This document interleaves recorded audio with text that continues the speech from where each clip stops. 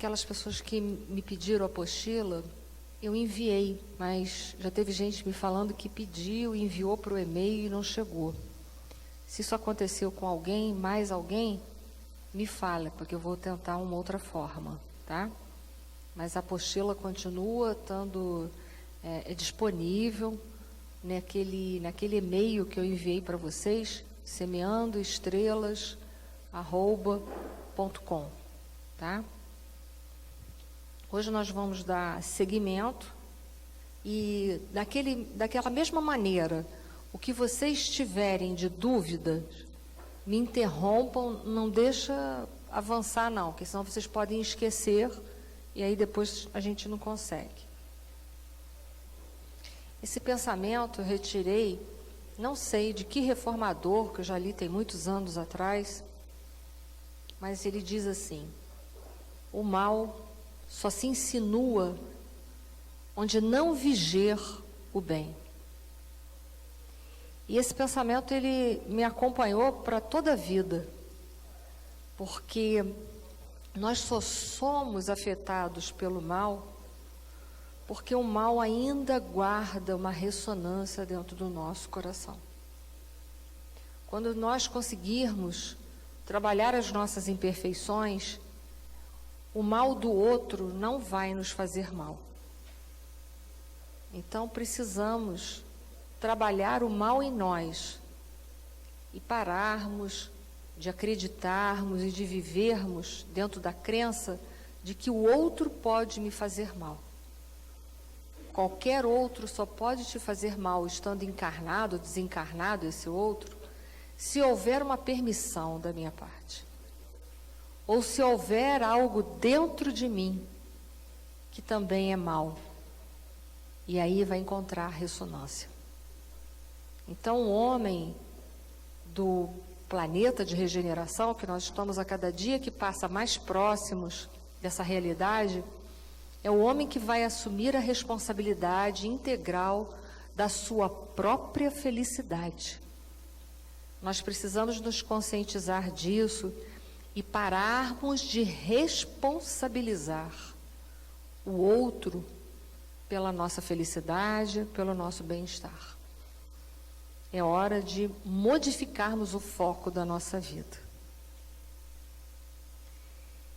As leis divinas, elas não promovem vítimas. E por que não? Porque Deus é toda justiça, é toda misericórdia, é todo bem. Então, as leis de Deus nunca vão promover vítimas. Se nós estamos hoje numa condição de vítimas, fomos nós que nos colocamos nessa condição. Até porque a vítima constitui o algoz. Para se ter um algoz, tem que se ter uma vítima. Para se ter uma vítima, tem que se ter um algoz. Se a gente se encontra numa condição de vítima, é preciso a gente sentar, avaliar e entender que nós somos herdeiros de nós mesmos. E voltarmos a refletir sobre o primeiro pensamento que eu coloquei aqui essa noite. De que se o mal do outro só pode nos fazer mal, se algo de mal existir dentro de mim, então, se eu sou vítima na mão de alguém, é porque eu estou me permitindo essa condição. É preciso que eu trabalhe em mim culpas. É preciso que eu trabalhe em mim a crença verdadeira de que eu sou filha de Deus e que eu vim a esse mundo para ser feliz e mereço ser. Nós precisamos entender isso. Nós somos filhos de Deus, filhos do amor. Então, não viemos aqui para sofrer. Se estamos sofrendo, ou é porque ainda não acreditamos nisso, ou é porque ainda estamos em resgate de comportamento de outrora. Então, precisamos nos conscientizar dessa realidade. Até porque Deus nunca vai promover vítimas.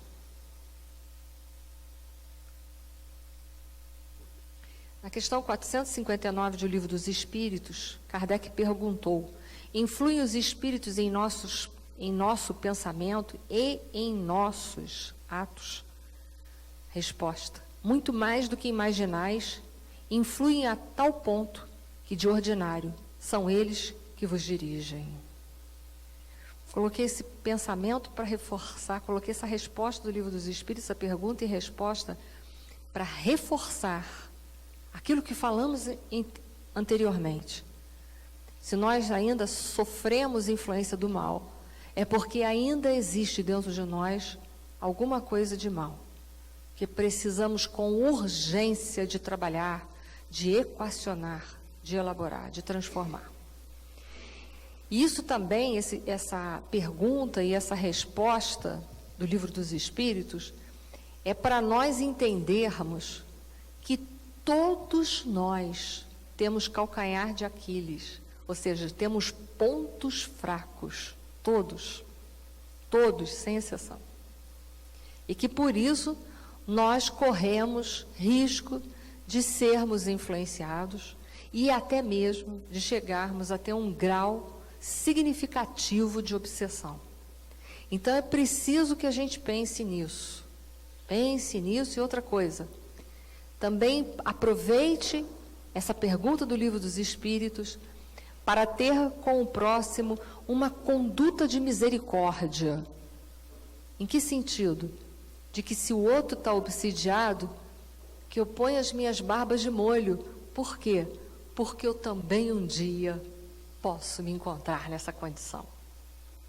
Então, para a gente ter uma conduta de misericórdia, porque é muito fácil a gente falar, fulano está obsidiado, e coloca a pessoa, fulano de lado, olha ele com um olhar repreensivo, mas a gente não deve esquecer disso aqui, ó, essa pergunta.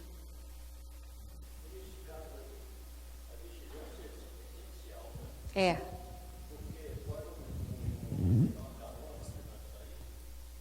Quem? Ah, um irmão?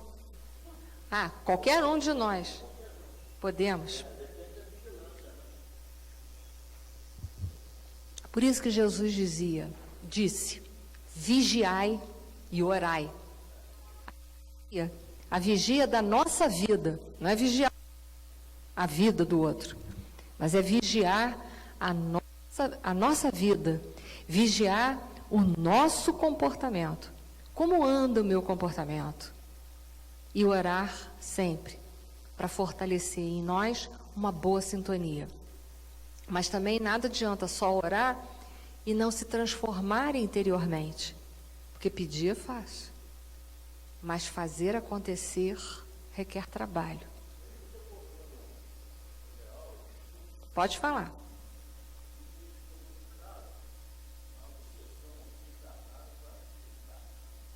Existe. Mas vamos falar de novo. A pergunta é, como é que é o mecanismo, existe essa questão da obsessão de desencarnado para desencarnado. Tem um livro específico do André Luiz chamado Libertação. Esse livro, ele retrata as trevas. E nesse livro, Libertação, ali fala com muita propriedade da obsessão dos desencarnados para os desencarnados. É uma colônia trevosa que fica nas trevas. E lá, então, nós vamos ver que cada espírito que chega, ele sofre, ele passa por um tribunal cujo juiz, o que ele trabalha? Ele trabalha com a culpa, com a fragilidade do outro o tempo todo. Num processo de hipnose, fazendo com que a pessoa se sinta tão zero à esquerda, tão culpado, tão miserável, tão desgraçado, que aí aquele espírito que está chegando, ele cede ao comando daquele juiz e passa a fazer o que quer. Tem consequência. A lei de causa e efeito, ela é uma lei que ela vigora em todos os planos, em todas as dimensões.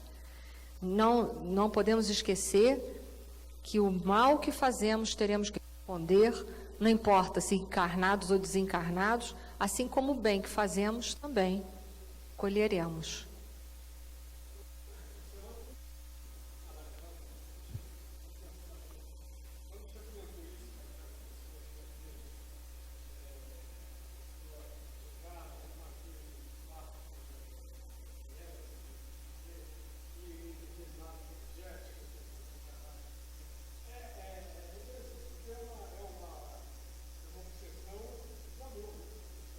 É.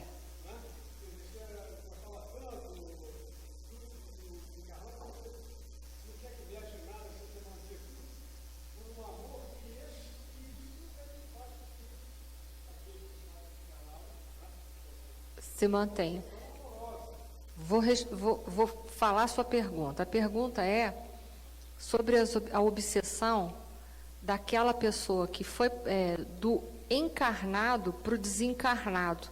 Eu dei o exemplo que às vezes um pai ou uma mãe perde um filho muito cedo e mantém o quarto íntegra. E aí me perguntaram assim, mas é uma obsessão, parece por amor. É uma forma de amor doentio, é uma forma de amor apegado. Mas é o amor que aquela pessoa consegue ter. O que a gente alerta quando a gente atende uma pessoa dessa dentro da casa espírita é que ela precisa trabalhar o sentimento de perda dentro dela. Se a religião não for o suficiente para ela conseguir trabalhar esse sentimento de perda, a gente aconselha procurar um psicólogo para ajudar a fazer esse tratamento. Por quê? Porque atrapalha o espírito que está desencarnado. Lembra que eu mostrei para vocês na última aula a força que o pensamento tem? Um pai e uma mãe que está o tempo todo pensando firmemente naquele filho que foi, não aceitando a condição dele ter morrido antes, ele está imantando com o pensamento dele, está chamando, puxando aquele filho para a dimensão material. Mas aquele filho agora, a realidade dele é outra. Ele está na dimensão espiritual. E ele precisa lá dar seguimento evolutivo à sua vida como espírito. Se a gente fica puxando ele para cá, ele não consegue. Ele fica dividido, ele fica conflitado. Nós ficaríamos, é só a gente pensar assim. Então a gente compreende que aquela mãe ou aquele pai tem amor pelo filho, mas que ele precisa entender que Deus também tem amor por todos nós. E que ele só emprestou um filho dele para que a gente cuidasse dele por um determinado tempo. Mas que aquele filho não é nosso. Aquele filho é de quem? É de Deus. Então, entender que Deus agora está cuidando. Deixa esse filho ficar lá onde ele precisa. Agora ele está com o cuidado de Deus. Está nos cuidados total de Deus. E confiar nisso. E confiar nisso. Foi?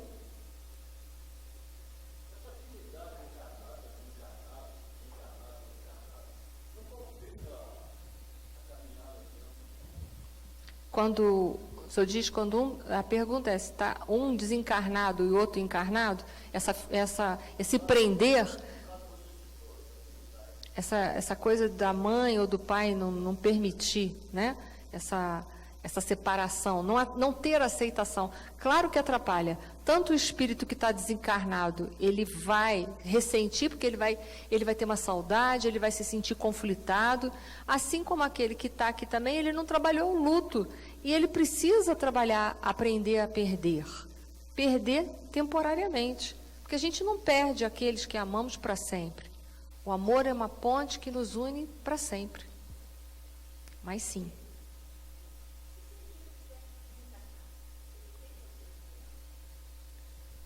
Pode ressentir, né? Às vezes a criança pode sentir uma certa angústia, não entender muito, né? Mas a questão é que, em geral, a gente está falando de pai e mãe que perdeu entes queridos, perdeu seus filhos, né? Em geral, não dá nem tanto tempo assim para reencarnar, né?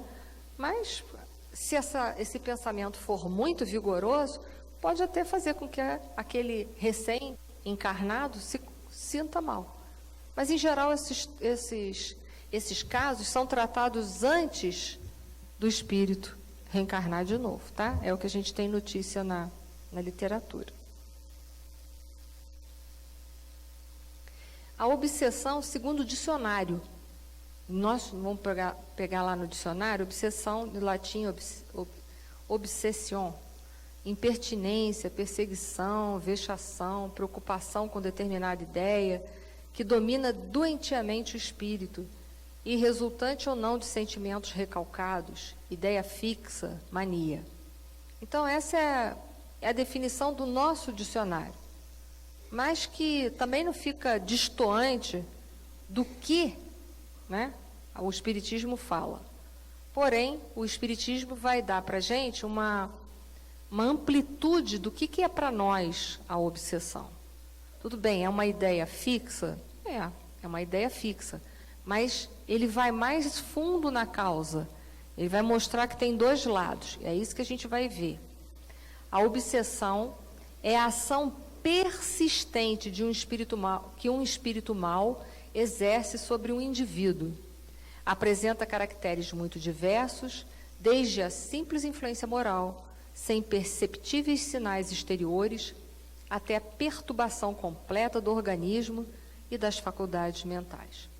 Então, já colocou muito mais do que uma ideia fixa. Está mostrando que essa ideia fixa ela é potencializada por um terceiro. Ou seja, quem é esse outro? Por um outro. É um espírito mau. Por um espírito mau. E que isso fique para a gente claro que é um espírito que ainda está numa condição de imperfeição. Se quiserem tirar o mal, coloca imperfeição. Porque como a gente citou o caso de uma mãe que está obsidiando o filho que partiu, ela não está agindo com a intenção de prejudicar esse filho, não é maldade. Mas é uma imperfeição dela, que não consegue ainda se desapegar daquele filho. Então, se vocês quiserem tirar, colocar o espírito mal, colocar imperfeito, também pode. Ou um espírito mal ou imperfeito, só para a gente entender. Mas a categoria do espírito tem que ser imperfeito. Ele tem que ser imperfeito. Nós temos 3 ordens de espíritos, né, de evolução de espíritos. Quais são? Quais são? Um somos nós, os imperfeitos. Para quem não sabe, nós somos imperfeitos. Nós temos outro. Qual é o outro? Tem a cola aí, ó. Os bons. E temos os puros. Não temos? 3 ordens. Imperfeitos, os bons e os puros. Nós somos imperfeitos, já vou facilitando. Tá? Já vou facilitar. Quem são os bons? Os bons são os nossos mentores espirituais. Certo? Os nossos mentores espirituais precisam reencarnar?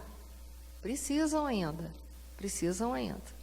Estão numa condição melhor do que a gente, que para ser mentor ou anjo de guarda, que é a mesma coisa, ele tem que ter uma condição melhor do que a minha. Se eu sou espírito imperfeito, eu preciso de um espírito para ser meu mentor ou meu anjo de guarda, numa condição hierárquica maior. Então, tem que ser os bons.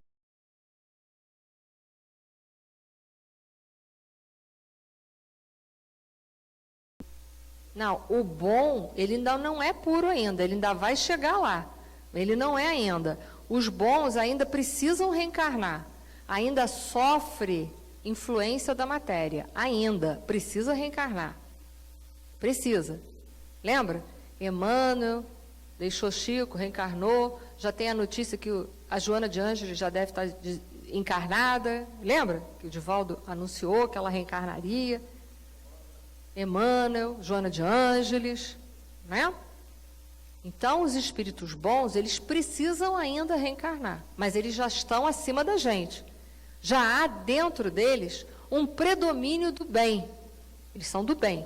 Então, eles não vão obsidiar a gente, ok? Porque eu já vi gente falar isso. Então, estou só reforçando isso para vocês. A obsessão só existe entre nós, espíritos imperfeitos, só. Bons espíritos não obsidiam ninguém, ok?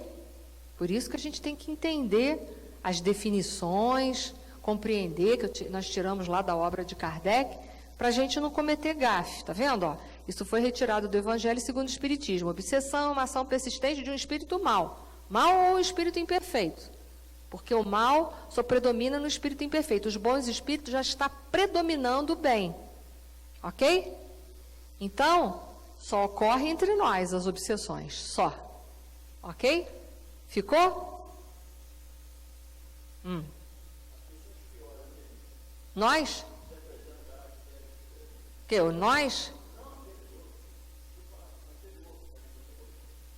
Os maus? Sim, somos nós. Só existe obsessão entre espíritos imperfeitos, entre nós. Só entre nós. Só entre nós. O dia que nós deixarmos de sermos espíritos imperfeitos e subirmos para a categoria de espíritos bons, nós não vamos mais obsidiar ninguém e nem seremos mais passíveis de obsessão.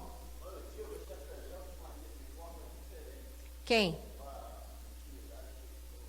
Ah, mas eu vou dizer uma coisa, tem obsessores que não são com ar malévolo, eles vêm com aquele ar de gente boa. Como aqui na Terra não tem tanta gente que faz mal aos outros, mas não chega até a gente fazendo maldade, mas chega com conversas. Hein? Vai envolvendo para ganhar, né?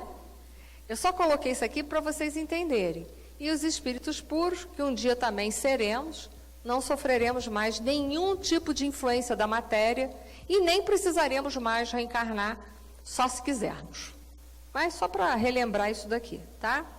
Isso também está lá na apostila. Pode fazer. Emmanuel reencarnou.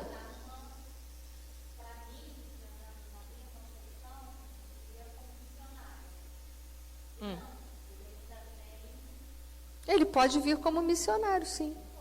Pode.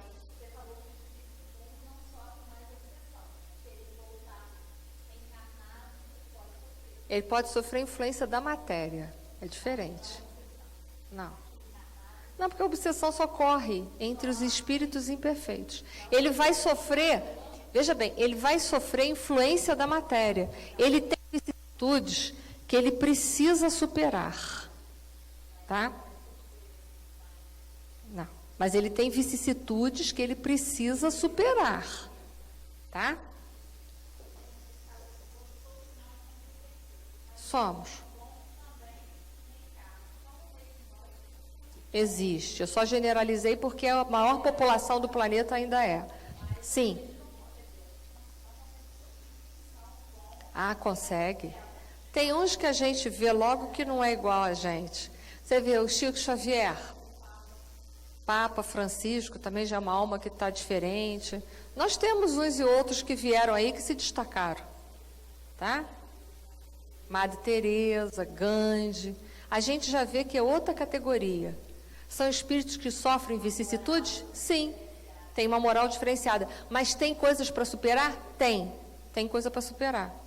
A própria história, por exemplo, Chico Xavier foi de superação. A história de Madre Teresa de Calcutá foi de superação. A história de Gandhi foi de superação. Mas não ouvimos falar que eles eram obsidiados. Não é? A obsessão é entre nós. Não ocorre entre eles. Tá? Eles sofrem influência da matéria. Sofrem influência. Podem cometer erros, acertos. Foi? Gradação das obsessões.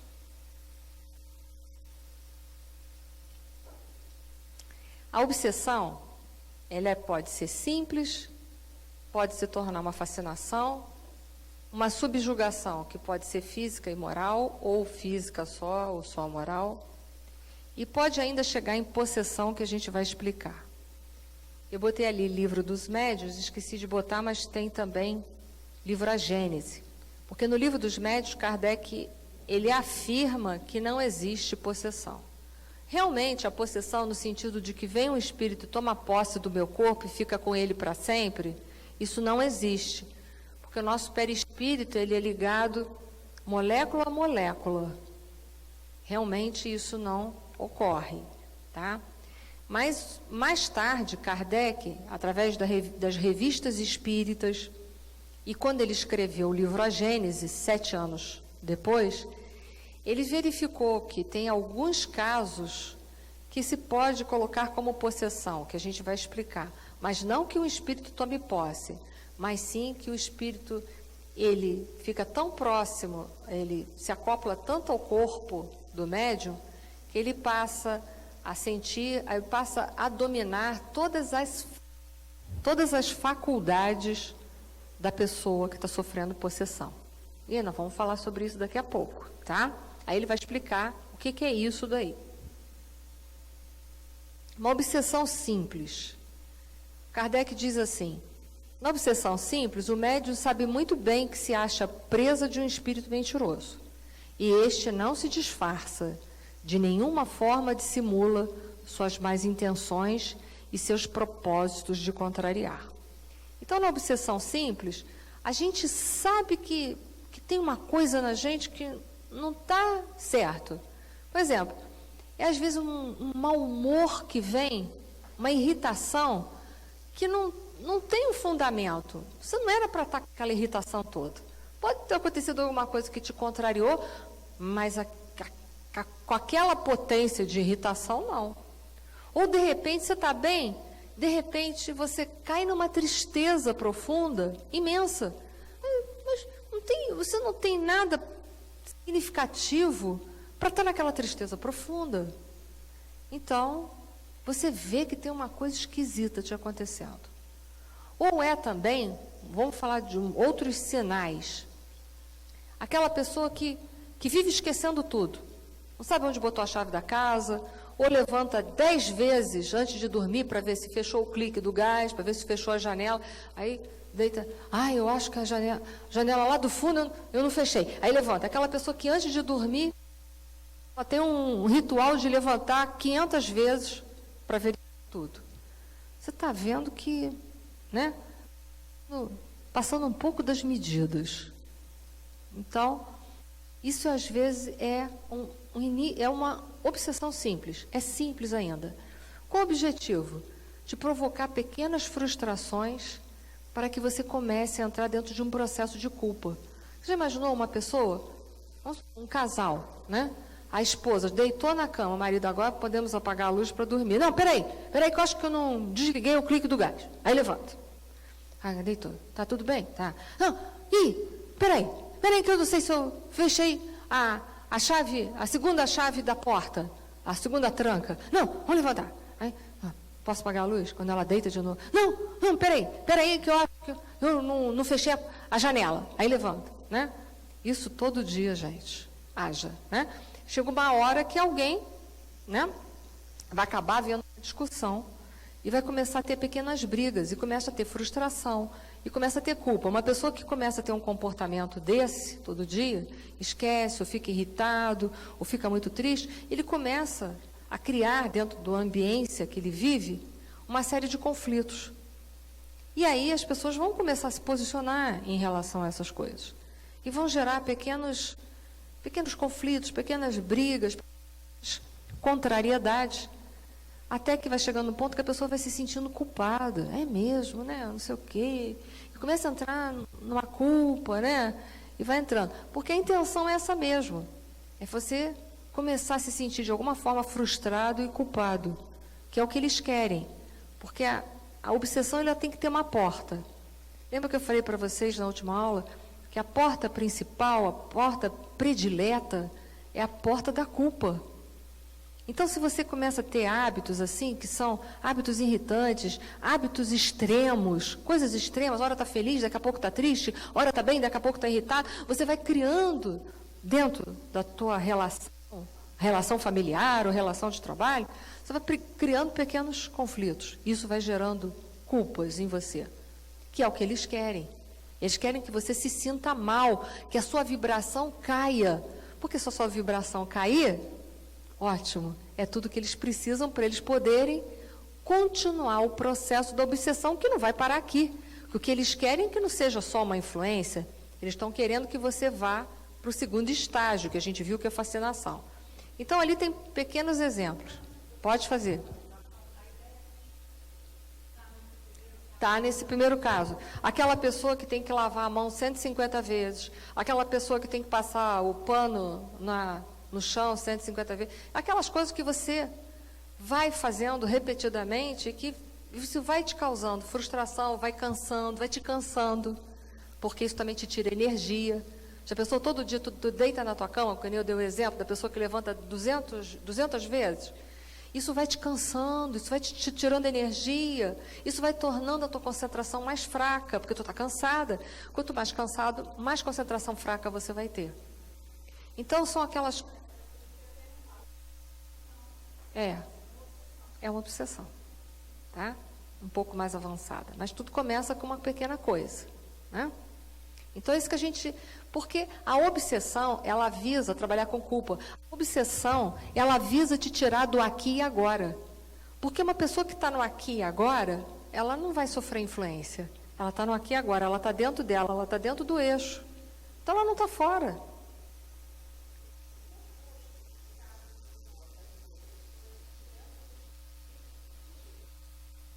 Isso, o oposto do toque, que são os acumuladores, as pessoas que desleixo, é a mesma coisa. Tudo que leva para os extremos tem alguma coisa errada. Você não está sozinho nesse extremo. É claro que são tendências que a pessoa traz, que é o que eles exploram. Quando o obsessor vai obsidiar uma pessoa, ele vai observar as suas tendências.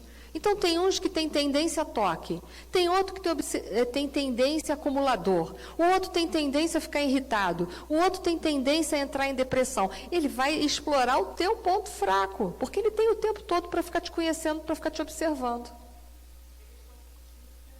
É. Isso.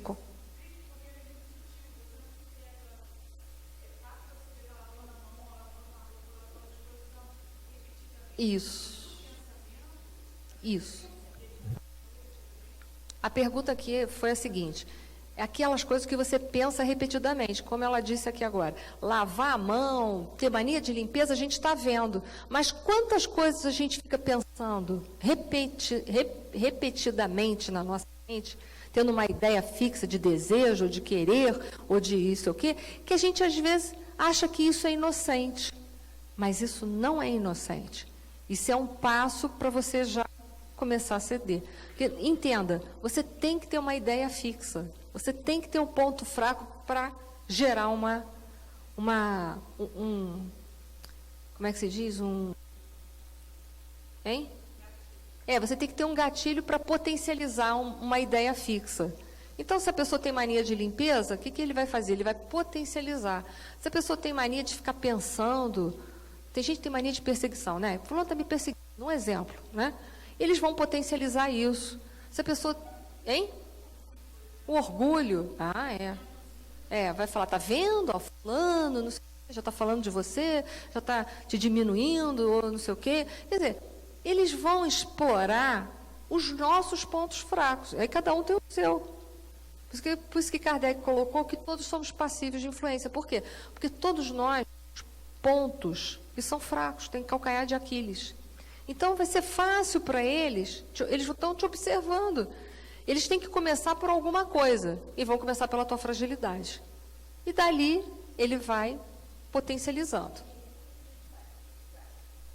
Vigiai e orai. A pessoa tem que estar sempre no aqui e agora, se questionando, se perguntando. Essa questão é essa. Tudo na doutrina dos espíritos é autoconhecimento e reforma íntima.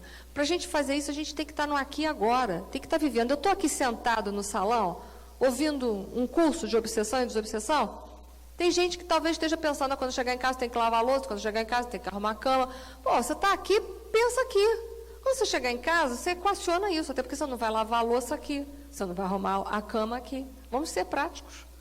Então, eu não vou ficar lá, eu vou ficar aqui. Eu estou cansada. Sei, estou cansada, mas estou sentada aqui. Então, quando eu chegar em casa, eu descanso. Não adianta eu ficar pensando na cama que está em casa. Não adianta eu pensar na louça que está em casa. Né? A pessoa tem que estar sempre no aqui agora para ela ir sendo organizada, para ela se organizar a vida.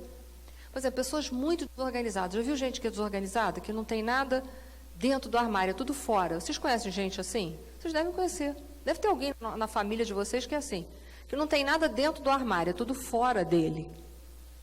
Isso já é uma pessoa que não está no aqui e agora. Porque uma pessoa que está no aqui e agora, eu sou prática. Se eu tirar esse livro daqui, eu acabei de usar, eu boto ele de novo. Sabe por quê? Meu tempo é curto. Eu não posso ficar me dando ao luxo de ficar botando esse livro em outro lugar para depois ter que retornar ele para o lugar dele de origem. Isso já mostra que a pessoa está desconectada, ela não está no eixo. Não está no eixo. Como a pessoa também que tem aquela psicose, que é tudo, neurose, está tudo no nos mínimos detalhes. Já viu, gente? Assim, uma vez eu fui na casa de um grande amigo, e foi assim, a primeira vez que eu fui na casa dele. Quando eu cheguei na sala da casa dele, eu observei que na estante dele tinha um daqueles, como é que chama, nível de pedreiro, que tem uma ampulhetazinha, que tem um negocinho de mercúrio. Eu achei tão esquisito aquilo na estante. Sim, cada um tem na sua estante aquilo que quer. Mas eu confesso que virava e mexia, eu olhava para aquilo. Eu achei aquilo tão esquisito. Aí, eu já estava obsidiada. Virava e mexia. Eu ficou esquisita para alguém ter isso numa estante. Tudo tão arrumadinho e aquilo na estante. Falei, sei lá.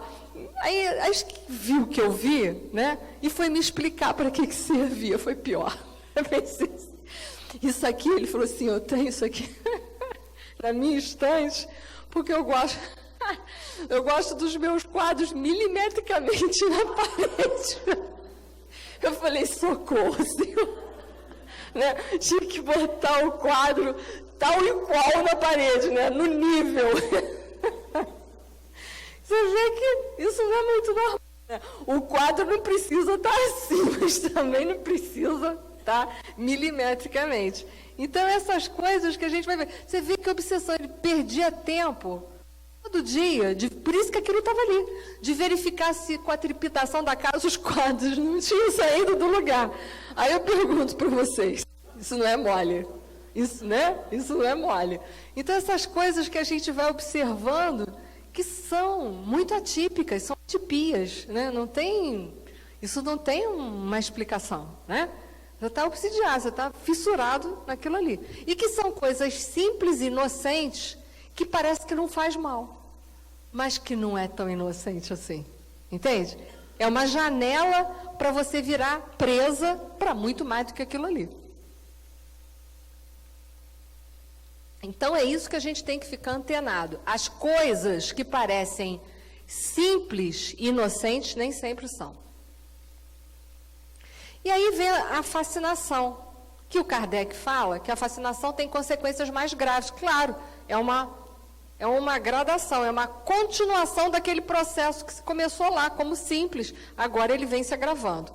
É uma ilusão produzida pela ação direta do espírito sobre o pensamento do médium, ou da pessoa que está sofrendo, e que, de certa maneira, lhe paralisa o raciocínio. É aí que a coisa pega.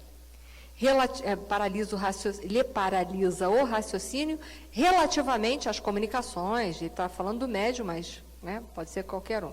O médium fascinado não acredita que estejam sendo enganados, né? O espírito tem a arte de lhe inspirar confiança cega, tá vendo? Ele vai te envolvendo, ele não chega, né, agressivamente, ele vai te envolvendo. Que o impede de ver o embuste e de compreender o absurdo do que escreve ou do que faz, ainda quando esse absurdo solte aos olhos de toda a gente. Então, na fascinação, a gente já está tão frustrado, tão desgastado com aquele processo simples, que eram coisas simples, mas que são repetitivas. E aí, quando eu falei para vocês, começa a gerar frustração e culpa. Porque gera. Né? Todo mundo vai ficar falando de você, vai ficar brincando, você fica se desgastando. Aí a gente começa assim, eu não sou assim também não, está todo mundo falando de mim, mas não é não. Aí o obsessor, é isso mesmo, você não é assim não, o pessoal que está te botando isso na cabeça. Aí você começa a cair nas garras, né? Porque ele vai te potencializando. É sim, o pessoal está pegando, é pesado contigo. Não é bem assim, não. Ele começa a te potencializar. E é aí que você perde a razão. Por quê? O médico, quando chega nesse ponto aqui, é aquele ponto em que todo mundo está vendo que ele está obsidiado. Mas ele diz que não. Ele diz que as pessoas é que estão falando dele. Quer dizer, você vê a gravidade que está a situação. Por quê? Porque ele já perdeu o sentido da crítica. O senso crítico se perdeu. Está perdido o senso crítico. E ele está tão envolvido, está tão ali envolvido pelo obsessor, que ele acredita naquilo ali. Então você vai falar com ele, ele vai dizer que não. Então é aquela pessoa que você tenta ajudar, mas ela diz que não está precisando de ajuda, ela acha que está certa, ela age como uma pessoa certa, mas ela está errada. Ela já vem em processo há muito tempo. Mas nós temos que ficar atentos. Todos nós somos passíveis para chegar até aí? Somos. E aí um alerta que eu faço a vocês é assim, quando todo mundo está falando que tem alguma coisa de errado com vocês, dá um pouquinho de crédito. Dá um pouquinho de crédito, senta e para. Tem que ter humildade. Exatamente.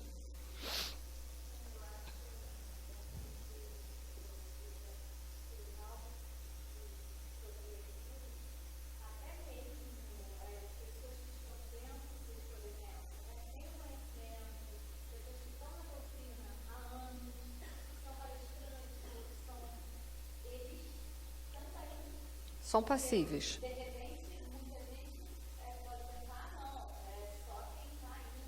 Não. Somos. Somos. Podemos. Podemos. E orai. Olha só, a pergunta é, se mesmo quem está dentro da doutrina espírita e até trabalhador, ele pode chegar a sofrer obsessão? Pode. Enquanto nós formos imperfeitos, nós corremos riscos de obsessão. Todos. Todos. Não fica achando, eu vou à casa espírita de domingo a domingo, eu estou isenta, estou imune, é como se fosse uma vacina. Imune à obsessão. Não, você não está imune. Você vai estar imune à obsessão se você fizer a reforma íntima. Aí você está imune à obsessão. Porque acha que, estou lá o dia inteiro, não vai me acontecer nada. Não se iluda em relação a isso. Porque a obsessão ocorre pelas imperfeições que possuímos. Lembra do mal? O mal só se insinua onde não vigia o bem. Se tem um mal dentro de mim, eu sou passível. Então entenda, não é porque é trabalhador da casa espírita, então agora tá. Não, você corre risco. E mais, um trabalhador da casa espírita, ou um trabalhador do movimento religioso, de qualquer outra religião, ele sofre muito mais influência até. Por quê? Porque querem tirar ele de circulação, porque ele é mais um a levar a luz. Então vão ficar na cola dele para ver se ele desiste.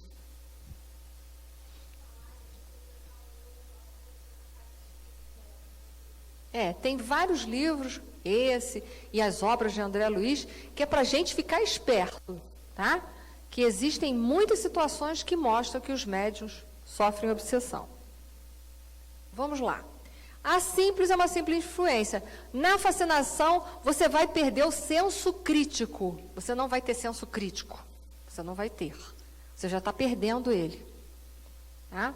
Então, é aquela pessoa que não aceita que ela está errada, ela não aceita um conselho, ela não aceita uma colocação, ela acha que você está perseguindo ela, que você está pegando no pé dela, que não é assim. Ou então ela ri, faz de conta que não está entendendo e continua fazendo tudo que ela sempre fez. Então, isso ali já é um estado muito mais grave, que vai continuar se não for parado ali. Se não parar ali, ele vai prosseguir. Tá? Vai prosseguir. E o próximo passo... Tá. Entrou 2 vezes, depois eu volto. Que droga. Tá. Vamos deixar assim. Bom, é que ali tinha o texto, mas eu teria que mexer o slide todo. Vamos lá. Na subjugação, a gente viu, ali há muito mais do que raciocínio, vai perder a vontade. Lembra quando a gente estudou na aula passada, que eu falei sobre os departamentos da mente? Não sei se vocês lembram. Departamento da mente, desejo, a inteligência, a memória, a criatividade ou a imaginação. E que, acima de tudo, tinha o gabinete da vontade. E que deveria ser ela a administradora desse departamento chamado mente. Deveria ser ela. Eu disse para vocês que a gente ainda sofre muitos conflitos, que muitas vezes quem manda na gente são os nossos desejos, ou a gente racionaliza, é a razão pura. Lembra que a gente deu vários exemplos? Você vê o quão grave que é esse processo de obsessão, que você está com perda da sua vontade. Então, você não manda mais em você. Você é mandado, literalmente. E a subjugação, ela pode ser moral ou física. E o Kardec dá um exemplo no próprio Livro dos Médiuns, que havia um senhor que ele estava sofrendo um processo de subjugação. E que quando uma moça determinada lá da sociedade de Paris, né, passava na rua, ele estava passando, o espírito fazia ele se ajoelhar na frente dela e dizer que gostava muito dela. E ele nem gostava dela e nem queria se ajoelhar. Mas o processo de obsessão era tão grave que ele não mandava mais nele. Quando ele via, ele já estava ajoelhado, olhando para ela, dizendo que gostava muito dela. E ele não tinha nenhum desses sentimentos dentro dele. Para a gente ver o tamanho da gravidade que é essa obsessão. Ele não manda mais nele, ele é mandado. Muitas vezes a gente, talvez nem todos aqui, mas eu já tive a oportunidade de ver, chegar a médios com tamanha obsessão que às vezes incorpora. Às vezes incorpora mesmo, na reunião, ou não consegue andar. Eu já vi obsessões desse tipo em casa espírita. Gravíssimas. Do médium levar muito tempo para ele conseguir se tornar senhor de si próprio novamente. São graves. Aquelas passagens de Jesus, uma específica, que Jesus desce do Monte Tabor, e aí os apóstolos dele falam, Senhor, olha, mestre, a gente não conseguiu. Esse pai trouxe esse filho, que tem essas crises, fica se jogando no chão, se debatendo. Nós fizemos de tudo e não conseguimos afastar o demônio. E aí o que Jesus diz para esse tipo do caso de obsessão? É preciso muito jejum. O que é jejum? É critério moral, ter muita moralidade dentro de si para poder afastar. Aquele ali era um tipo de subjugação, que foi dito, foi ensinado numa das passagens do Testamento.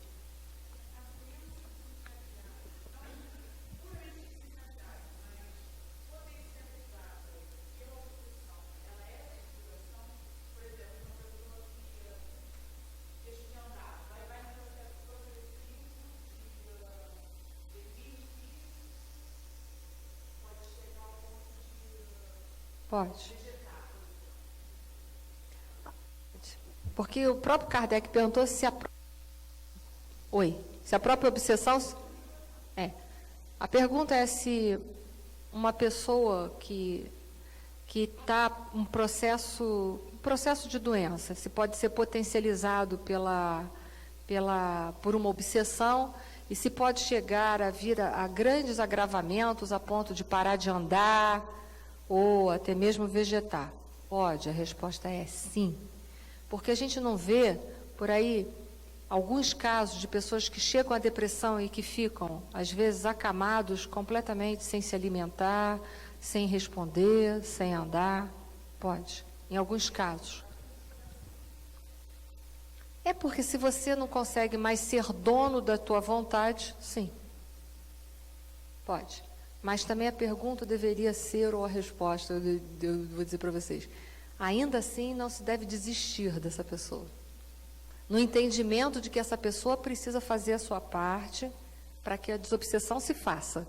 Mas sim, pode. Sim.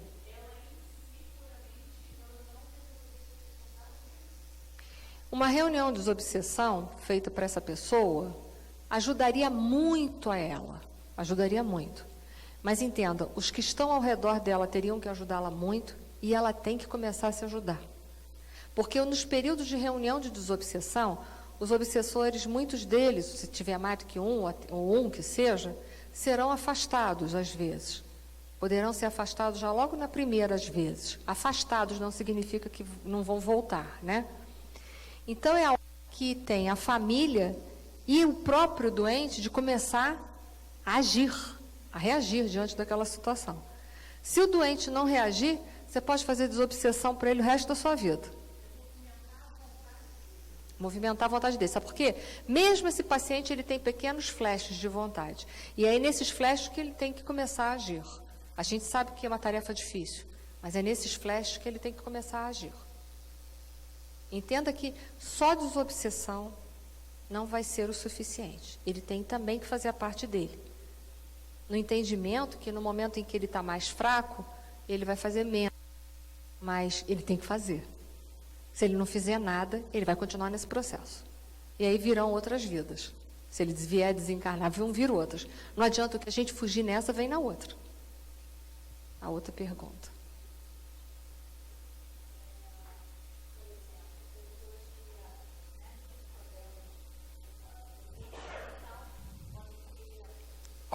Uma pessoa que tem depressão pode ter um componente obsessivo junto.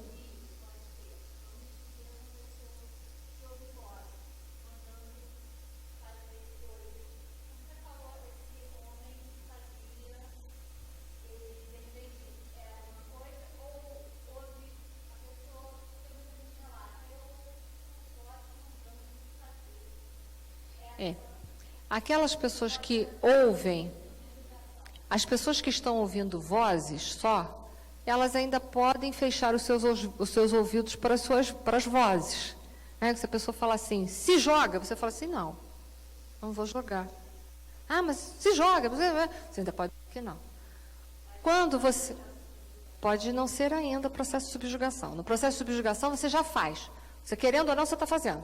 Ele se pegava ajoelhando e falando, e ponto. Ele não tinha nenhuma reação. A pessoa que está ouvindo vozes, ela está num minuto ainda antes de poder fazer muito por ela. Ela consegue dizer não ainda para tudo isso. Ali ela já vai, nesse caso desse senhor, que o Kardec relata, vai exigir muito mais dele com o tempo. Ele vai ter que ter muita força para sair desse processo.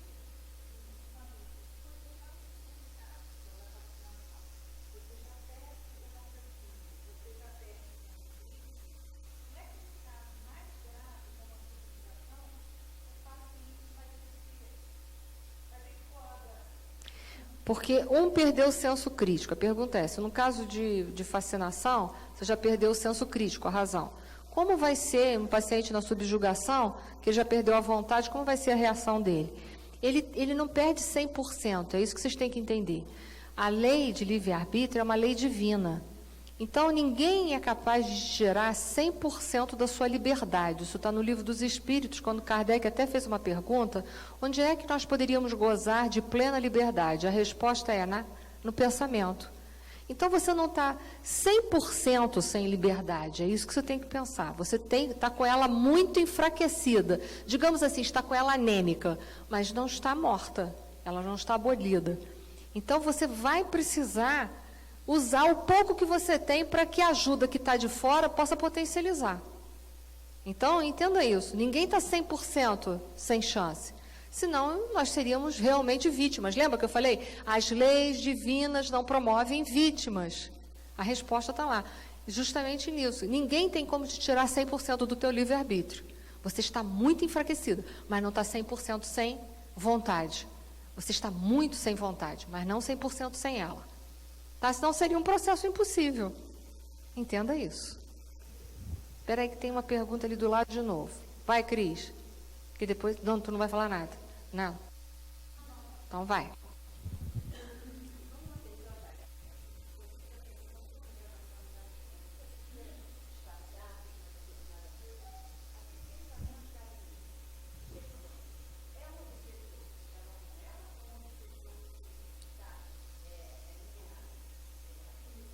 Peraí, é que eu não entendi. Quando uma pessoa morre, que aí a gente fica só pensando.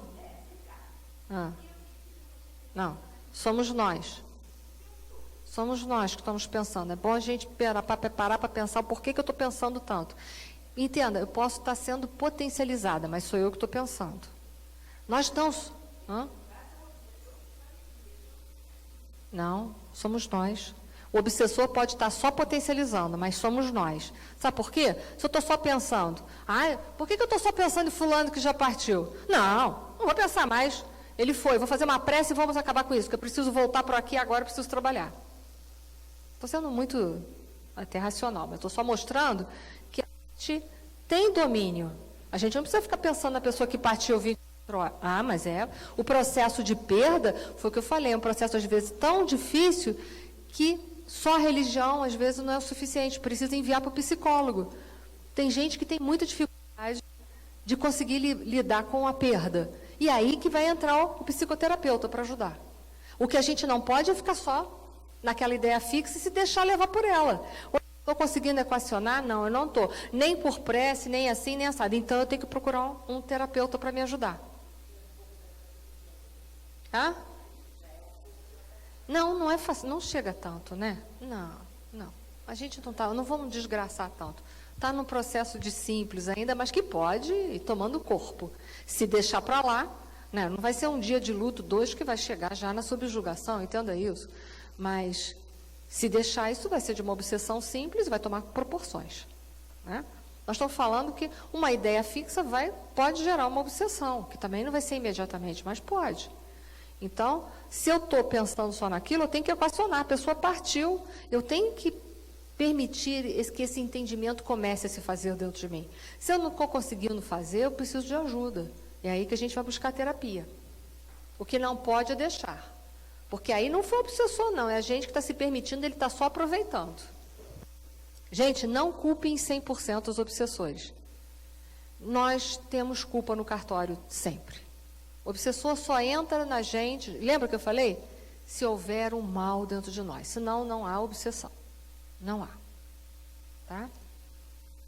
Quando chegou no caso da possessão, aí Kardec falou assim, a Gênese, mas falou nas revistas espíritas que eu botei na bibliografia de vocês. Vamos ler ali. A obsessão sempre é o resultado da ação de um espírito malfeitor. A possessão pode ser o feito de um bom espírito que quer falar para fazer mais impressão sobre os seus ouvintes, toma emprestado o corpo de um encarnado que este lhe cede voluntariamente, tal como se empresta uma roupa. Isso se faz sem nenhuma perturbação ou incômodo, e durante este tempo o espírito se encontra em liberdade, como num estado de emancipação, e frequentemente se conserva ao lado do seu substituto para o ouvir. Vou acabar de ler e vou explicar. Assim, contribuindo para o real entendimento deste processo, devemos distinguir os fenômenos de possessão e obsessão. A possessão ocorre e pode ser boa ou má. A obsessão sempre é má. Portanto, nem toda possessão é obsessão. O que acontece é que Kardec estava estudando a mediunidade naquela época. E ele observou que alguns médiuns, as incorporações, eram muito autênticas, havia uma entrega muito grande. E Kardec via que o espírito, ele tomava toda a faculdade do médium, a ponto de que aquela comunicação era bem autêntica, bem original, muito como se fosse o próprio espírito que tivesse no seu próprio corpo falando. Com todas as características da sua personalidade, com tudo, tal e qual. Kardec, mais tarde, então, Kardec observou que era um tipo de mediunidade.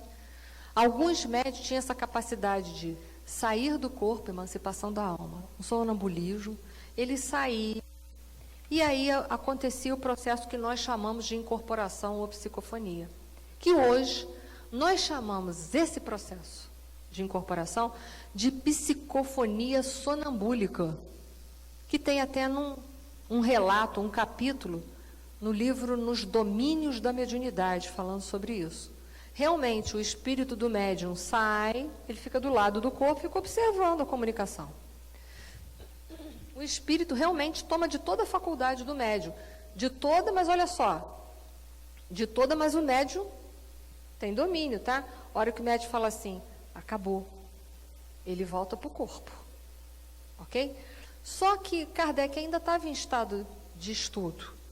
Então ele via que existiam algumas psicofonias que eram assim. Se era só uma psicofonia, uma comunicação, isso era bom.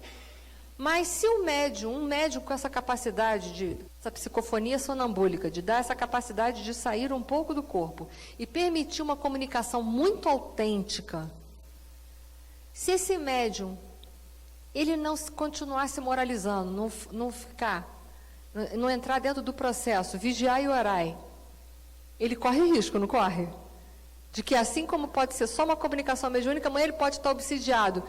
E aí, a gravidade da obsessão que pode ser para esse médium. Então, entenda, esse tipo de médium pode sofrer o que se chamou de possessão. Não é que o espírito entra e toma conta de vez do corpo, não. É que o espírito entra, faz o que quer, e o médium fala, sai, e ele não sai. Por quê? Porque já tomou vulto a obsessão, ele fica ali. dias aproveitando daquele corpo, das sensações, como se ele tivesse reencarnado naquele corpo, mas não está, entendeu? Não sei se me fiz entender. Sim ou não? É uma possessão, mas entenda, não porque tomou conta de vez, mas é porque ele tem um tipo de faculdade mediúnica que faculta com que ele saia do corpo, ele se afaste, se emancipe, um estado de sonambulismo, e que o espírito venha e dê comunicação mediúnica se ele não tiver sofrendo processo nenhum de desequilíbrio moral. Mas se ele entrar num processo de desequilíbrio moral, amanhã o obsessor pode tomar conta. Entenderam? Então foi por isso que foi retratado dessa forma. Só pode sofrer desse tipo de obsessão os médiuns psicofônicos sonambúlicos. Fora isso, não. Ok? Ficou?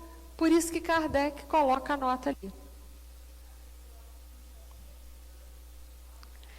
Não, ela não fica, mas ela fica assim, passiva, olhando para o corpo, para a situação, e não tem poder de voltar para ele, porque ela perdeu a vontade, entendeu? E aí o espírito se aproveita dessa pessoa à vontade. Tem vários relatos na revista Espírita, eu botei na bibliografia da apostila, não veio o caso agora falar sobre isso, mas lá tem as referências para vocês olharem os casos de possessão. Aqui tinha mais alguém, foi a Cris aqui, peraí, depois vai lá, de novo, vai. Vai, Cris. Depois é a Sônia. De obsessão. Mas nunca vi possessão não, tá? Chega. Se rolar, se debater no chão.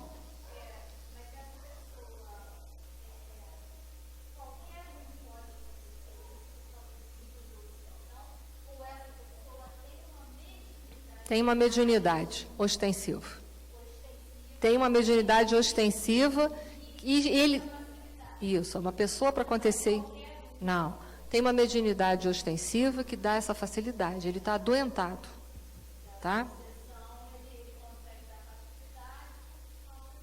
É isso aí. Não, aí você vai encontrar isso também no livro Nos Domínios da Mediunidade do André Luiz. Vai falar sobre isso. Causas das obsessões. As causas, elas podem ser atuais, passadas ou pode ser auto-obsessão. O que são causas atuais? As causas atuais, elas dizem respeito ao nosso comportamento de hoje, de agora. Aquilo que eu não estou modificando dentro de mim e que está ali presente com muita ênfase na minha vida. Então, um exemplo disso daqui. Vou dar um exemplo físico. Eu gosto de beber. Adoro bebida alcoólica. Então, estou lá bebendo minha cachaçinha de final de semana. Às vezes é só final de semana, às vezes nem é todo dia. E aí passa um espírito desencarnado que não tem nada para fazer, mas que quando ele era encarnado, ele adorava beber. Ele passa, me olha, lá num barzinho tomando a minha cachaçinha final de semana. E aí ele vai falar assim, uma vontade de beber uma cachaça, tem tanto tempo. Ela está bebendo, vou dar uma encostadinha nela. Que aí eu bebo de meia. E aí ele vê que na outra semana eu estou lá de novo. Que vontade de beber uma cachaça. E ela está aqui encosta. Aí ele acaba que ele, eu gosto tanto dela, até que ela é gente boa, não conhecia ela não, mas estou gostando. Aquela cachaçinha que era só final de semana, daqui a pouco começa a ser 2 vezes, 3, 4. Aí essa obsessão de vingança, não, ele não tem nada para minha pessoa, nada, nem me conheceu, acabou de me conhecer ali, naquele barzinho, naquele dia. Ele não tem nada contra mim, não. Mas o que ele quer? Ele quer as sensações físicas que ele tinha quando ele estava reencarnado, aquilo que ele sentia quando ele bebia, ele quer de novo. Só tem um jeito, ele encostar em mim, porque eu tenho as sensações físicas. Quando eu bebo, eu vou ficar tonta, vou ficar meio aérea, é isso tudo que ele quer. Aí ele encosta, ai, que delícia, aquela sensação. Então, é aquela obsessão que não é vingança de outrora. Ele não está ali, ele não quer, ele acabou de te conhecer, ele não tem nada contra você, nada. Ele não tem vontade de fazer mal, ele só quer as sensações físicas, que ele não tem mais porque ele perdeu o corpo de carne. Então, ele está ali. Então, É isso que a gente tem que ver. E para isso serve a bebida, o fumo, falar mal dos outros, pensar mal, ter mania de perseguição, ter mania de limpeza, serve para tudo. Você imagina, você acha que lá no mundo espiritual não desencarnou alguém com toque? Vocês acham que não tem nenhum desencarnado com toque? Tinha aqueles que gostavam de limpar a casa, deixar o chão brilhando, que nem bactéria passa por lá. Aí encontra uma dona de casa, não está fazendo nada, está desencarnado, passa. Nossa, ela gosta tanto de limpar, também gostava tanto de deixar minha casa brilhosa, e encosta. E aí aquela casa que já estava brilhosa, agora vira um diamante, porque além da pessoa ainda tem o obsessor potencializando a limpeza. Estou só brincando para a gente, né, entender que a gente estão sem compromisso, né? Mas é assim. Já as passadas ou as kármicas, não, aí é diferente. É bem verdade que as questões são o comportamento do passado que é reforçado pelo presente. Por quê que é reforçado pelo presente? Se está reforçado pelo presente, é porque não houve reforma íntima. Por isso que precisa trabalhar aqui e agora. O comportamento, o que desencadeou esse processo de vingança, esse desafeto, foi alguma coisa que eu fiz no passado, é verdade. Mas que continua sendo motivo de ligação, porque o meu comportamento presente não mudou. Então deve ter alguma coisa em mim que precisa ser mudada. Que eu continuo agindo como eu agia em outras vidas. Mas essa obsessão é por vingança. Ele me conhece muito bem. Muito bem. Já viveu comigo em outras vidas, eu já tive a oportunidade de fazer mal a ele. E é por isso que ele está aqui hoje me cobrando. Me cobrando o quê? Me cobrando um comportamento diferenciado. Que vai ser possível desse vínculo ser quebrado se eu mudar o meu comportamento. Eu tenho que mudar. Não tem jeito. Vou botar meu nome na mesa de desobsessão. Eu sei, a desobsessão vai te ajudar. O atendimento fraterno vai te ajudar. O passe vai te ajudar. Mas isso, nenhuma desses vai te curar. Porque só tem uma pessoa que pode te curar. É você. Então, você tem que se modificar. Porque, gente, culpar o obsessor é fácil. Mudar é que é difícil. Então, essa obsessão aqui, o que o obsessor quer é vingança, porque ele se sente prejudicado por você. Ele quer vingança, ele quer acabar com a sua vida. Então a gente deve, entenda isso. Não adianta querer ver ele milhões de anos-luz distante da gente. Nós devemos a esse irmão. E se a gente deve, o maior pedido de perdão que a gente pode fazer é mudar o nosso comportamento. Não adianta fazer de conta para os outros, fazer aquela cara de santo para todo mundo, mas às vezes em casa é um perigo essa pessoa. Muda na frente das pessoas, mas em casa não muda. Muda na frente das pessoas, mas interiormente continua a mesma pessoa.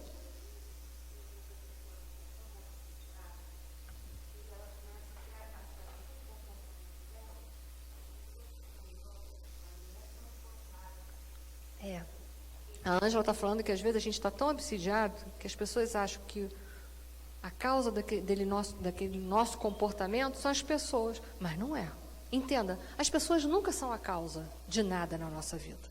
A causa da nossa vida ser boa, ser ruim, somos nós mesmos. As pessoas podem não valer nada, digamos assim.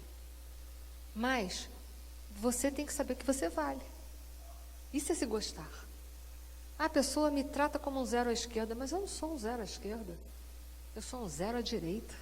Sinto muito. Se você quer me tratar como um zero à esquerda, isso é um pensamento seu, mas não é o meu. As pessoas só fazem com a gente o que nós permitimos. Só. A pessoa grita comigo, fala com ela que não pode. Põe limite. Não se permita esse tipo de comportamento.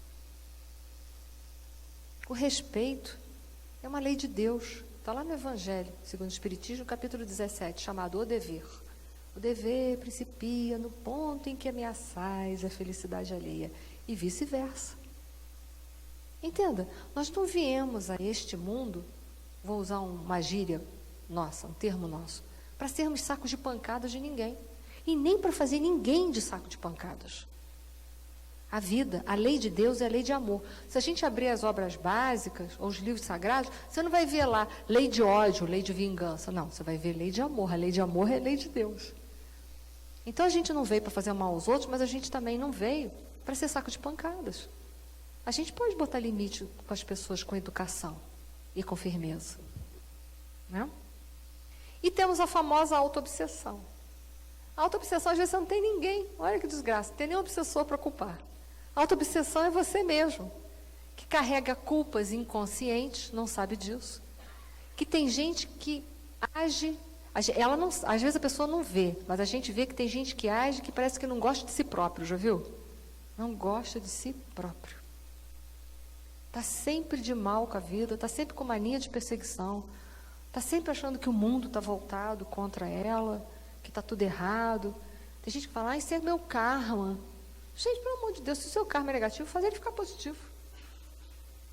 Porque quem aqui nessa sala não tem dor? Até eu que estou aqui falando, até eu tenho defeitos e dores, tenho provas e expiações. Mas ser infeliz é opcional. Ser feliz é opcional.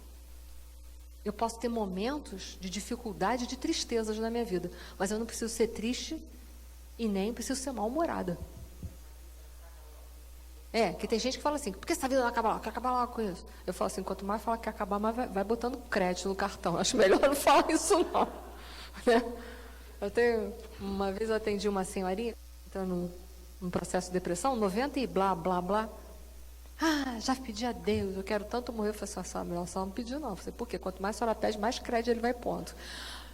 Minha filha, eu acho melhor ficar vivendo, ficar feliz, porque quando chegar a hora ele sabe, agora fica reclamando, ele vai falar, tem que ficar mais lá para ter aceitação, vai botando crédito no seu cartão, não vou mais reclamar.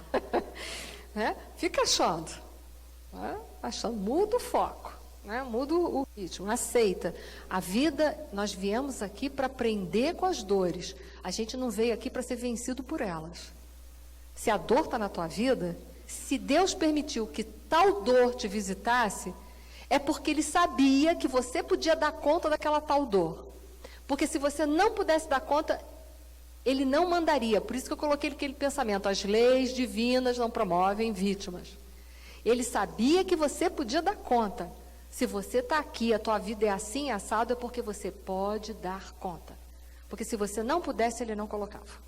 Então a tua vida, ela tem um pacote completo para você ser feliz. Você vai ser infeliz se você quiser. Você pode acordar amanhã, quantos brasileiros estão acordando todo dia e não tem um centavo porque está desempregado? Você pode acordar com uma cara de, ó Deus, ó vida, ó azar, ou acordar e falar assim, vou tentar. E dar um sorriso e sai. Né? Você vai empregar alguém na sua casa com aquela cara de defunto? Não. Você quer alguém que tenha uma carinha boa. Né? Sorria, você está sendo filmado, lembra disso? Então entende. Né? O que você vai querer? Contratar alguém para fazer um serviço na sua cara, com aquela cara surumbática, macambúzia? Não. Você quer alguém que pode estar pobre, pode estar com dificuldade, mas que tem otimismo para fazer alguma coisa. Não? Então entenda, nós somos um pacote completo de felicidade.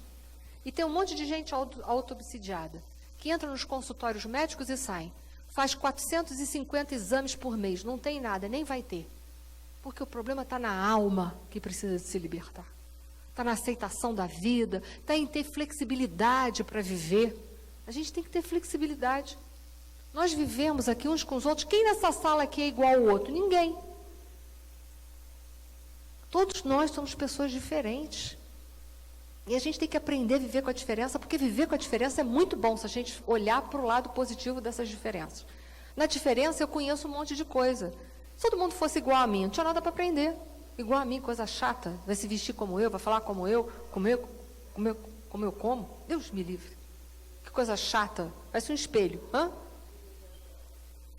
As diferenças nos ajudam a crescer, porque a gente tem que botar a cuca para funcionar e pensar como eu vou fazer diferente com essa pessoa, como eu vou falar com ela diferente, porque cada pessoa a gente tem que abordar de uma forma diferente. Isso é o bom da vida, o gostoso da vida é isso, né? Bom, eu vou pedir a vocês que vocês leiam em casa, e na próxima aula eu vou falar sobre o capítulo 8 do livro Ação e Reação. Anotem que isso não tem na apostila. Capítulo 8 do livro Ação e Reação. E na próxima aula eu vou comentar sobre isso. Combinado? Tá? Capítulo 8, livro Ação e Reação. Quem não tiver o livro não precisa comprar. Me manda um e-mail que eu mando o livro em PDF. Tá bom? Foi? Foi ou não? Vamos lá. Aí na próxima aula eu vou conversar sobre isso aí. Tem até um coraçãozinho ali, hein? Olha, efeitos estroboscópicos. Vamos lá. Eu queria hoje, se vocês me permitirem, falar de uma técnica para nos ajudar ao autoconhecimento. Vocês topam? Ou vocês ainda têm algumas perguntas para fazer? Sim ou não? Então, posso mandar a brasa? Tem uma técnica em psicologia transpessoal, os livros do Alírio Cerqueira Filho tem muito. Que é uma técnica que nos ajuda ao autoconhecimento e também nos ajuda no processo do auto-amor, que a gente precisa se gostar. Quem não gosta de si próprio, não gosta dos outros. Não gosta dos outros, porque ninguém dá aquilo que não tem. Lembra disso. A pessoa que não se respeita, que não se ama, que não tem um porte para consigo mesmo, ela não vai ter com os outros. Entenda isso. Tudo começa dentro da gente para depois ir para fora. Essa técnica é chamada de parda, porque cada letra significa uma coisa. Então, a letra P, percepção, A, aceitação, R, reflexão, D, decisão e A, ação. Isso tem tudo na apostila de vocês. Tudo, está lá escrito. Quando a gente está no processo de autoconhecimento, o autoconhecimento é para a gente começar a se perceber. Porque enquanto a gente não se decide a se perceber, a gente vai encontrando aquelas malas na vida. Vocês sabem, né? Aquelas pessoas que a gente intitula de mala, sem alça, sem rodinha, de papelão em dia de tempestade. Pois é. Porque a vida vai colocando essas pessoas para ver se desperta na gente o conhecimento de si próprio. Porque essas pessoas são espelhos. Então, quando a gente está muito distante da gente, para alertar, Deus manda essas pessoas que nos incomodam, porque para a gente sair do comodismo, tem que ter uma coisa que incomoda, não é?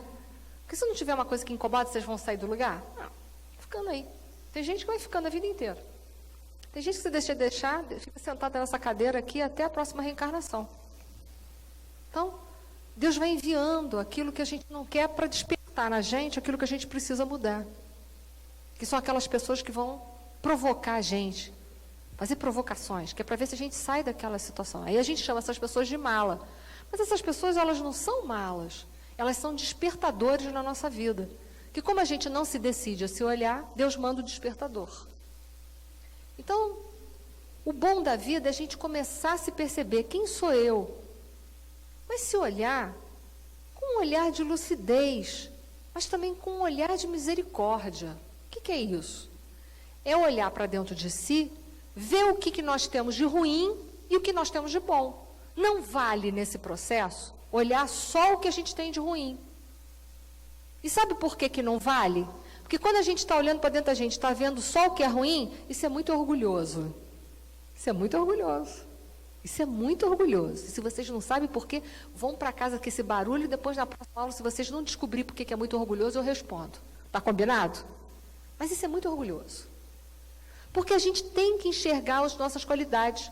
Porque nós temos qualidades. Temos. Então, no processo de percepção de si próprio, não vale fazer uma lista quilométrica só de defeitos. Tem que fazer uma lista de coisas boas, porque nós temos. Como também não vale fazer uma lista quilométrica só de coisas boas e botar assim 2 defeitinhos, parecendo que está sendo humilde. Porque não, vamos ser sinceros. Também não vale. Isso é uma sabotagem do tamanho de um elefante. Não vale isso. Temos que ser firmes. Então, a percepção, ela tem que estar isenta de julgamentos. Julgamentos de valores. Isso é muito importante. Porque quando a gente entra no processo de julgamento, a gente bate o martelo e se sentencia. Bate o martelo e sentencia. Porque a gente vai falar assim, isso é certo, isso é errado, então eu mereço ser condenada pelo erro que eu cometi. Você não merece ser condenado. Deus te condenou? Se vocês não sabem a resposta, eu vou dar. Não. Tanto não condenou que estamos aqui reencarnados. E somos todos infratores da lei. Então, Deus não me condenou, Deus me deu oportunidades. Se Deus te deu oportunidade, quem é você para te tirar ela? Você tem que aproveitar a oportunidade. Até porque você está em um corpo que é emprestado. Você está numa dimensão que é emprestada. Você está com um monte de coisa, você está com um monte de empréstimo. Meu amigo, dá um jeito, paga essa conta. Você está cheio de empréstimo. Então, aproveite o seu tempo, para de se vitimizar e se olha e para de se julgar. O que você fez de errado não é para você olhar como pecado, porque a palavra pecado significa errar o alvo. Não sei se vocês sabem. A palavra que significa errar o alvo. O que você faz quando você erra o alvo?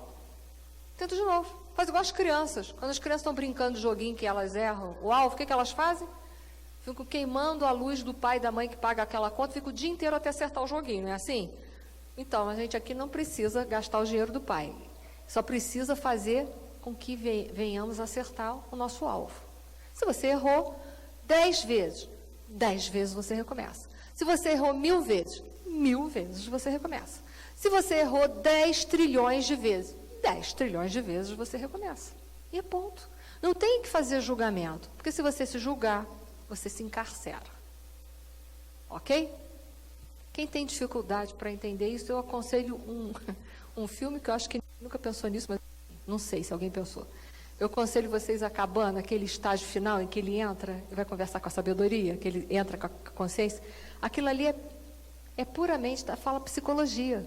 Aquilo ali é pura uma aula de psicologia, para você parar de trabalhar com julgamentos. Eu vi esse filme de outra cara, se vocês viram dessa forma.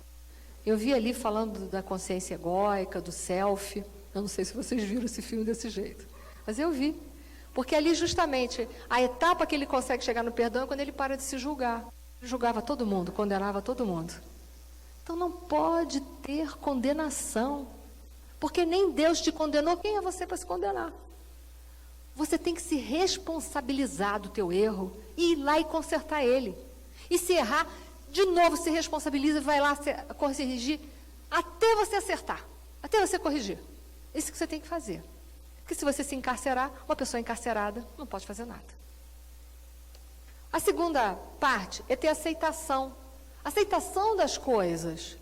O orgulhoso, ele não aceita nada. Ele acha que tudo está contra ele, que tudo veio. É karma. Como se karma fosse uma coisa que veio lá do outro planeta e te atingiu. Karma é uma coisa que você construiu. Então, a vida tem que ter aceitação. O que tem em pauta hoje para ser trabalhado? O que tem em pauta? Hoje eu estou muito mal, estou muito doente. Estou mal, estou ruim, estou péssima. Então, o assunto hoje em pauta é se recuperar. Por que fiquei doente? Trabalhar isso dentro de mim, gostar de mim, melhorar meu astral. O que tem em pauta hoje? O que tem em pauta hoje é uma conta imensa lá no banco. Então, senta e replaneja a sua vida, que você não tem que fazer mais conta do que você pode pagar. Mas, enfim, o que você tem em pauta hoje? Você tem um vizinho que botou funk, 5 horas da manhã. Você tem vontade de pedir as contas a Deus e sair desse planeta e não voltar. Mas hoje é isso que você tem em pauta. O vizinho que gosta de funk.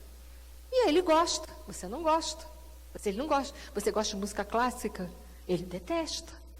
Enfim, é você ver o que você tem em pauta para trabalhar. O que você tem em pauta? Eu tenho um marido que é uma mala. É o seu assunto em pauta. Eu tenho uma mulher que é uma mala. É o seu assunto em pauta. E talvez seja o seu assunto em pauta nos 365 dias do ano. Mas vai ser seu assunto em pauta. No entendimento de que você não veio aqui para mudar ninguém, nem nada. Você veio para se modificar. Quando você começar assim, mas se ele fizesse, não, tira o si e coloca você. Esquece. O outro não tem que mudar para você ser feliz. Entenda isso. O outro pode ser do jeito que ele quiser. Você não gosta de ser do jeito que você é? Por que o outro tem que ser do jeito que você quer? Então entenda isso. Se o livre-arbítrio funciona para você, tem que funcionar para o outro. Direitos e obrigações. Né? Para que se o outro não mudar, eu não vou ser feliz. Você vai ser sim, só não vai ser se você não quiser. E é possível isso. Então, ter aceitação para poder trabalhar. Percepção para enxergar os erros, que a gente não muda aquilo que a gente não vê. Aceitação para poder elaborar as coisas dentro de si. Né? Trabalhar. Porque enquanto eu não aceito, eu não trabalho. Porque eu não estou aceitando, eu estou na revolta. Quem está na revolta não trabalha nada. depois eu vou refletir sobre todo esse processo. Por que na minha vida eu tenho toda essa lista de defeitos? E por que na minha vida eu tenho todos esses desafios? É preciso fazer um processo de reflexão. Porque os problemas, eles vêm para ser solucionados. Problemas são desafios, são oportunidades de fazer diferente. Então, olha só, se eu tenho um problema, é para aprender o problema. Deus não te mandou um problema que era para te castigar, até porque Deus não castiga ninguém. Nós é que nos castigamos. Então, você tem que refletir sobre o seu processo. Sobre por que aquelas coisas estão na sua vida. O que elas vieram para te ensinar. Qual é a lição que essa dor está querendo me dar? Qual é o conteúdo da minha alma que eu preciso trabalhar? Ter essa coragem, fazer essa reflexão. Vamos refletir, vamos ver. E lembra, não vale botar o outro. O outro é uma mala, ele pode ser uma mala na sua vida, mas ele está ali porque você precisa dele. Agradeça ele todos os dias. Todos os dias fala, Senhor, muito obrigado pela mala, pode mandar a segunda. Entendeu? Agradeça. Não sei se a segunda seria uma boa ideia, mas enfim, agradeça. E aí você precisa ir vendo, dentro desse processo de reflexão, o que as coisas querem me ensinar. Eu estou fazendo o que eu quero para mudar minha vida? Isso também tem que ser perguntado. E a pessoa está naquele processo de sabotagem, né? Mas eu quero tanto modificar, ficar só no quero.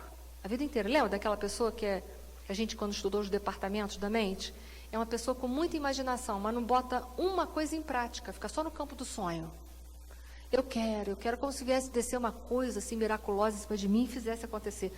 Não vai vir nada miraculoso na sua vida, você tem que ir lá e fazer acontecer. Entenda isso. Entenda isso. Aquela mala vai se converter num carro conversível. É só você ter paciência. E você vai ver que no fundo, era você que era a mala. Mas tudo bem, não vou pegar tão pesado. Eles estão rindo, mas é sério. Você vai ver que a maior amarela é você. Outra, tomar uma decisão, foi o que eu falei, tirar as coisas do papel, da mente, tornar as coisas mais reais. Eu sempre falo para as pessoas que quando a gente toma uma decisão, a gente tem que começar a olhar as pessoas diferentes. Sabe, quando a gente olha para a pessoa, a gente não traçou um perfil, fulano de tal é uma mala. A gente não deu um traçado dessa pessoa? Agora o seu desafio vai ser outro, a sua decisão. Vai ser você olhar para aquela pessoa e encontrar virtudes naquela pessoa. Você vai falar assim, você está brincando. Não, eu não estou brincando, isso é sério. Você tem que olhar o que tem aquelas pessoas, qual é o sofrimento daquelas pessoas.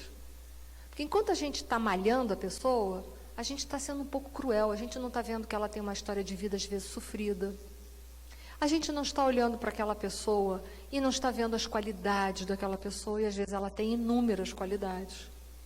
Então, o grande desafio é olhar para as pessoas, tirar os óculos escuros e botar um óculos com uma lente clara. Vou ver essa pessoa diferente. Vou ser um observador. Vou sentar e vou olhar as pessoas ao meu redor diferente. Porque a gente quer que as pessoas nos olhem diferente, não é? Eu queria tanto que fulano visse as minhas qualidades. Mas você vê as dos outros? Então, tomar uma decisão mesmo e começar a botar isso em prática no dia a dia. Em prática. Tomar a decisão e seguir. Ação. O que é ação? É todo dia repetir aquilo tudo que está para trás, tudo que a gente já falou. A ação é essa. Para ver, o planejamento está indo, das mudanças que eu quero, está saindo fora. O que está saindo fora? O que eu preciso rever? O que eu preciso fazer? Então, é ter ação. É ser um homem ativo, que a gente chama de proativo. Deixar de ser homem reacionário, que é aquele homem que assim, se bateu, vai levar, se pisou, porque estava de má vontade, então a gente está sempre sendo reativo, né, reclamando. E começar a ser proativo. O que é um homem reativo? Chega aqui, tem um livro caído aqui no salão, sei lá, a Ângela que é responsável pelos livros. Aí eu vou chegar aqui, que absurdo! Olha o homem reativo. Absurdo! Esse livro no chão, cadê a Ângela que não cuida dos livros dessa casa? É o homem racional. O homem ação, meu Deus, um livro no chão tão valioso, vou tirar, vou entregar para a Ângela, porque a Ângela é responsável, ela vai me ajudar a guardar o livro. Ao invés de ficar reclamando da vida, faz alguma coisa pela vida. Para de reclamar. Seja você a pessoa que vai fazer. Faz acontecer as coisas na sua vida. Fica esperando as pessoas fazerem para acontecer na sua vida, não. Faça acontecer na sua vida. E aí parou aqui. Bom, como é que a gente vai botar tudo isso em prática? Eu sempre dou o mesmo exemplo, que é o mais idiota que tem, é o mais fácil.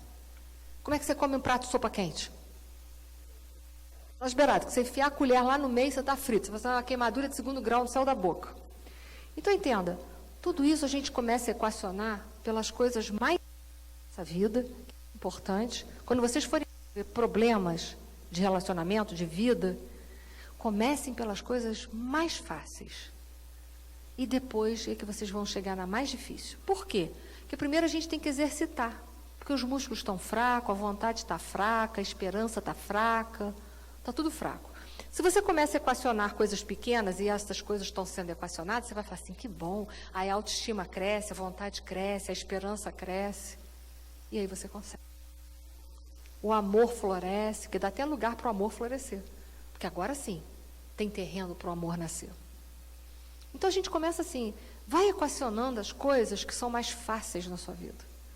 Só não desista, não desista. Quantas vezes for preciso, levante e comece de novo. Então hoje eu queria dar um pouquinho sobre isso, para a gente não sair daqui só obsidiado, mas poder se desobsidiar um pouquinho. Depois de compreender a obsessão, a gente também pode ir se desobsidiando pela semana fora. Isso tem tudo naquela apostila, mais explicadinho, mas para vocês ir para casa e botar em pauta a vida de vocês. Tá? Se vocês me permitem, eu queria fazer a prece final. Eu queria ler uma prece do Evangelho segundo o Espiritismo. Vocês me permitem? Dá tempo? Quem precisar para pegar ônibus, vai, que eu entendo que é difícil.